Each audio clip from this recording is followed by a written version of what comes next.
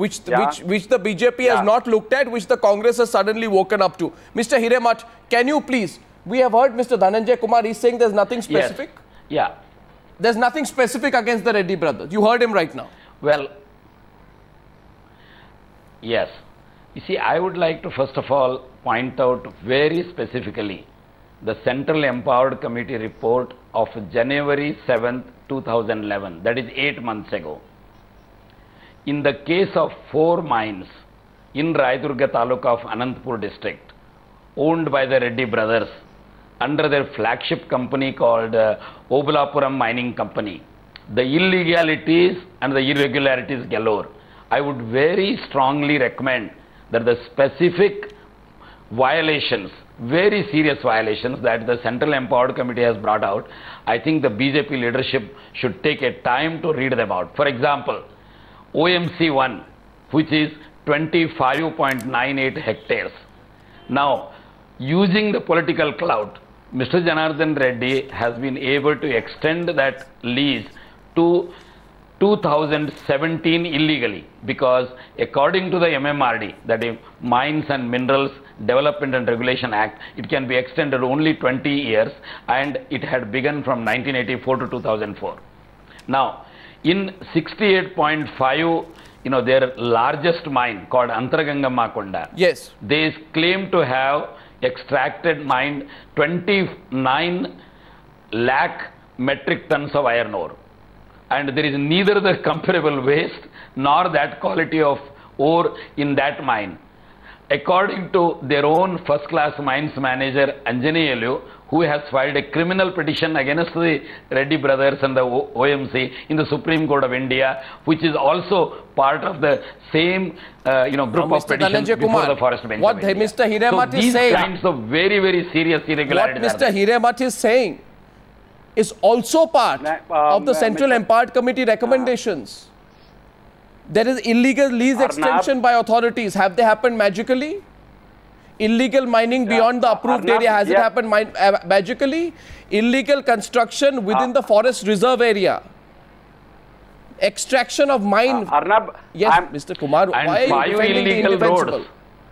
5 illegal roads between Karnataka and Andhra Pradesh, which allowed lakhs of tons of illegal mining to be transported from one state to the other. Please hear me, Mr. Hiremath.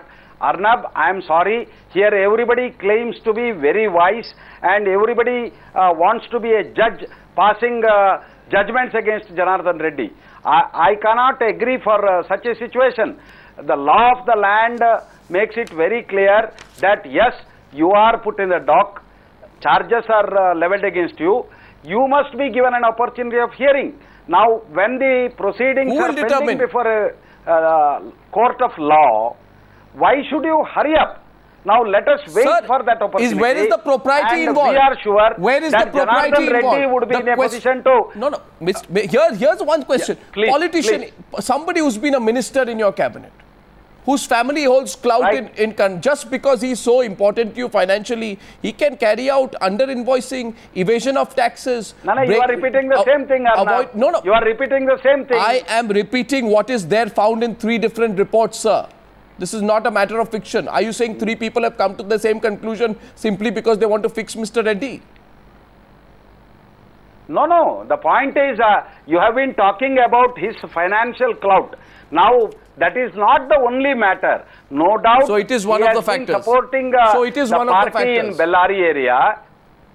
No, that is one of the factors, no doubt. I don't deny that fact. Please elaborate. In Bellary area, please elaborate how is financial clout is one of the factors. Financially also the party. You just said some. Please elaborate. Yeah, please. Please elaborate how is financial clout is one of the factors. That has been one of the factors. Why? He has been instrumental in getting mass support for the party in Bellary area. Do you buy mass support, Mr. Dhananjay Kumar? 1 minute, sir. Do you buy mass support? How can you say financial clout is linked to his getting mass support for the party? I see no relation. Please enlighten me on the link between mass support and financial clout. Please enlighten us. No, not only through financial clout, through his hard work, through his popular work done among the people, no, sir. And through the hard service which he has done to the people of Bellary area. He has earned their goodwill, and that has translated as support to the party. Okay. Now that fact cannot be denied. Yes. But what I am pleading today is that the law of this land provides that you should be given an opportunity of explaining. Okay. When Janardhan Reddy says that I have never violated any of the law of the land, I have not violated the rules and regulations, somebody coming and saying that no, he has done this, he has done that, and he has amassed huge wealth and he has looted the country and all that, we will have to wait for the verdict to be pronounced by a law court. Again, you are the law court. I am very sure that will consider all these aspects, will hear both all the parties and come to a just conclusion. Okay, Mr. Dhananjay Kumar and Mr. Dhananjay Kumar and Mr. Hiremat. Mr. Dhananjay Kumar and Mr. Hiremat, I'll thank both of you at this stage. Justice Santosh Hegde, please stay on. I'm also welcoming into the debate right now Abhishek Manu Singhvi, spokesperson and Rajya Sabha Member of Parliament of the Congress Party, and I'm also joined by Rajiv Pratap Rudy, Member of Parliament. Thank you very much, Mr. Rudy and Abhishek Manu Singh. Do you think, Dr. Singhvi, that the Congress leader Digvijay Singh made a mistake today by linking Sushma Swaraj to Janardhan Reddy in such an open way? Look, I am not going to comment on others' comments. Please ask him. But I want to make 2 or 3 distinct points, and give me less than a minute or a half to just make them. Yes, that majestic phrase that the majestic law should take its majestic course must apply to Mr. Reddy brothers as well as to others, and I sincerely believe that it's a matter where the CBI is taking action and it should be allowed to take action in whatever way. But remember, this majesty of the law took over 2.5 years to be allowed to run its course. It took, as you said, 3 detailed reports, including interim very detailed reports by the Lokayukt. It also took a resignation of the Chief Minister and of these Reddy brothers who were not reappointed, who went screaming, shouting, hesitantly, reluctantly, making a virtue out of necessity when they could not hang on at all. So I think it's important that this stage has come not out of volition, not out of any virtue, not out of any morality, but because they were virtually compelled to do so.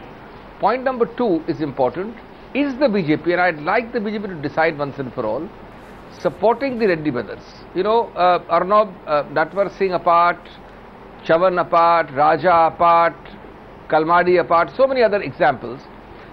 Has the Congress in any of those examples got up and said, yes, these people have left office or are in jail, but we believe that the CBI is motivated, is malafide, and that they are innocent?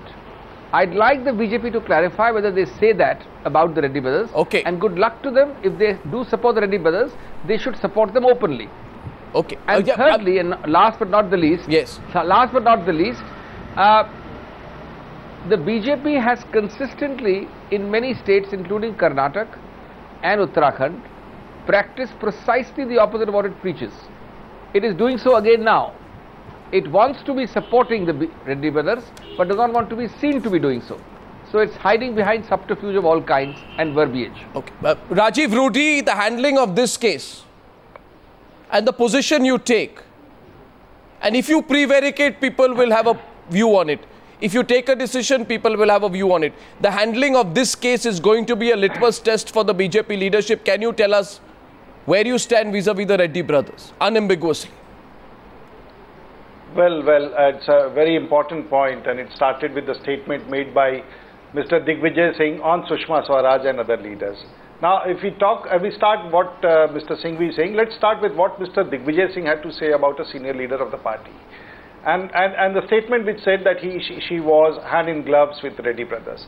But the man who makes this statement, let's look at his own credibility as far as public statements are concerned. He's the same man who calls Osama bin Laden as Osama Ji and calls some religious man as a thug. Aren't we digressing? He's the same gentleman. Aren't we digressing?